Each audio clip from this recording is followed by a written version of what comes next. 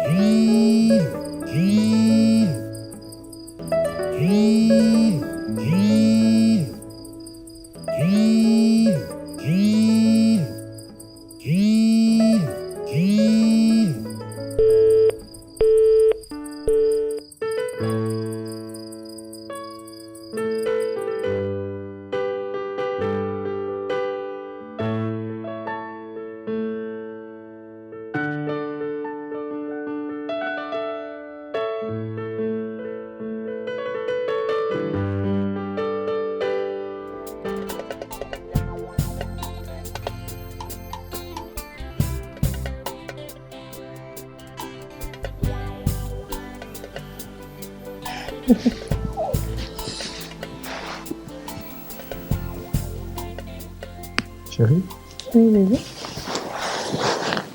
tu as oublié quelque chose?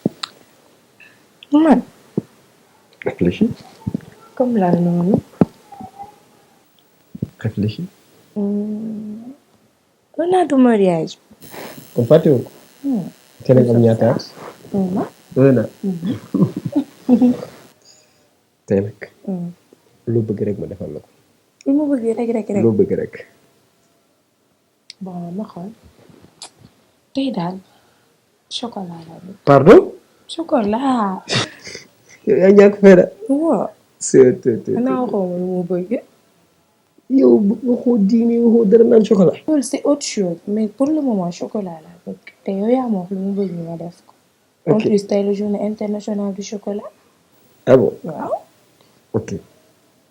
Mais j'ai quelque chose pour toi. Ah bon? Oui, j'ai une surprise pour toi. Surprise. Ton gànd. Ah bon? dañ naan cappal sa baaraam foofu ma ñëw. D'accord. Kon baax na.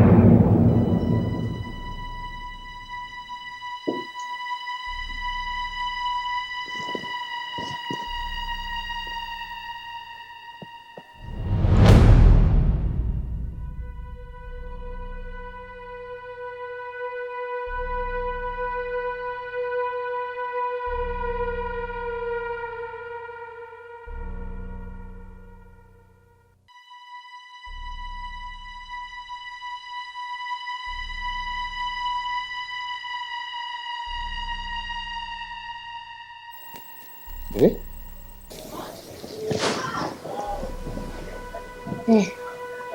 Fadal yow dafa am lu la manqué ba ngay dem di ko wëri ci beneen jigéen.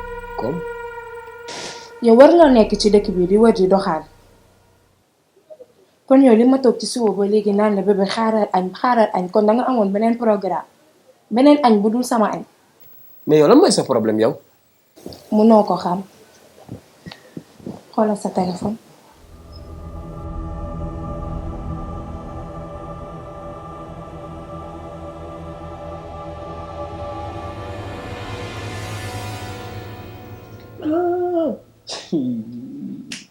oh fàtte naa ko sax ki jabaru Pape la bébé ki jabaru Pape la moo ñu invité añ tey oh fàtte naa ko. yow kulum nga ma jàppee wala benn salopard buy taxawaayu ci kër gi. ba jot sa message naan ma jabaru Pape la moo ñu invité. mais c'est quoi ça. eh regarde-moi dans les yeux yow laay waxal. noo koy dégg. xam nga lu ma bëgg nga xam ko. fii benn gaño moo fi am te man maa koy takk. un peu de respect. le respect commence par soi-même. boo respecté woon sa bopp ma respecté la. sa ñàkk fayda tax nag ngay recevoir ay message venant de yeneen jigéen. ok lenn dinaa la ko xamal tata boo gis tontoo koy dawal nag ay chauffeur ngeen dong amee dégg yamal ci encaissé. lenn laa bëgg ñu xam ko yow it du ma sax xale bu ndaw booy wili pand ci dëkk bi yaa ngi may dégg. ok tu as oublié dangaa fàtte yow laay waxal dangaa fàtte dem pourtant sa téléphone dafa sonné te dama la yee jox la sa téléphone bañ ko décroché. numéro bu juum dong la. loolu dara leeru ma ci amul lenn lu ma ci leer parce que j'ai confiance en toi tey puis sax yow amoo respect amoo benn respect du respect ngay jël sama téléphone di lire samay message c'est quoi ça sànq ba léegi suñu jàmm nga bëgg fee indi ay. yaa ko yàq. noo ko gisee muy noonu. ba tey ba. dégg naa la.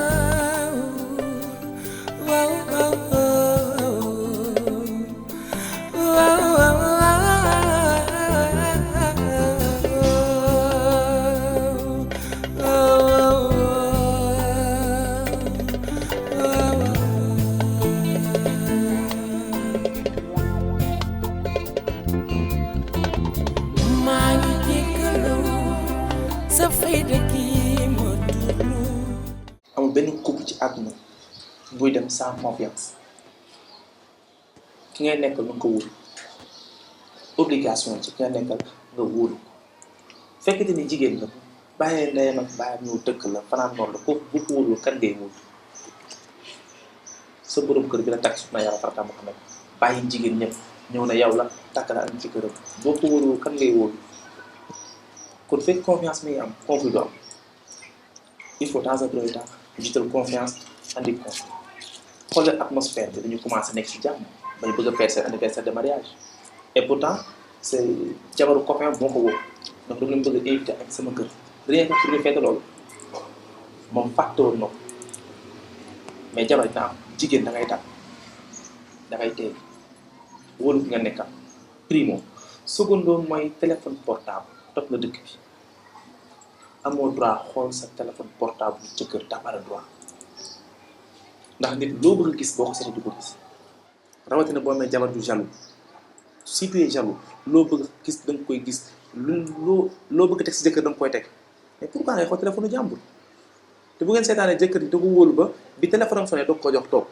wax ko lu si jëm yow ki sonné message nga koy xool il faut qu'on arrête yéen jigéen ñi jël leen seen confiance ngay jox seen borom kër nañ nekk seen ay xarit tegale wóolu leen d'autant plus que bu fekkee ne musulman la am na droit am benn jabar ñaar ñett ba ñeent mais góor c'est pas de la jalousie nekk fiiraange moo koy téye il faut savoir téye ton homme séduire ton homme ku fu war a tëdd guddi dafa neex dèjà bu ñàkk fay di ko yàq téléphone ak nu gudd mel téléphone di ko yàq fay ko